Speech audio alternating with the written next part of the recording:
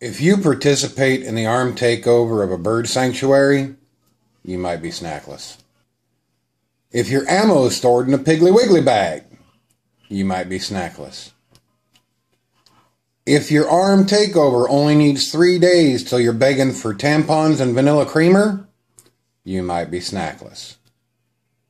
If your live stream during an armed takeover is of you smoking weed and talking about drugs, you might be snackless. If you wear forest camo in the middle of the winter, you might be snackless. If you can take on the government but you can't handle gummy dicks, you might be snackless. If you steal a vehicle during an armed takeover to get Cheetos, you might be snackless. If your buddy steals the donations for beer and porn, you might be snackless.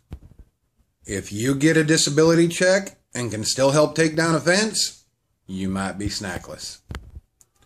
If the family you're protesting for wants nothing to do with you, you might be snackless. If you live stream telling people to kill the police and you don't know why you're going to jail, you might be snackless. If you can't overthrow the government until your government check arrives, you might be snackless. If your criminal history is longer than your fake military career, you might be snackless. If people are telling you orange is a new camo, you might be snackless. If you think your armed takeover has no consequences, you might be snackless. If you brought your guns and ammo and no socks and underwear, you might be snackless.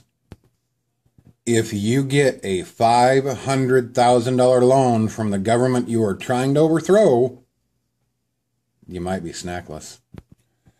If you bring horses, dogs, and children to an armed standoff, you might be snackless. If you think Navy SEALs are parachuting in as reinforcements, you might be snackless.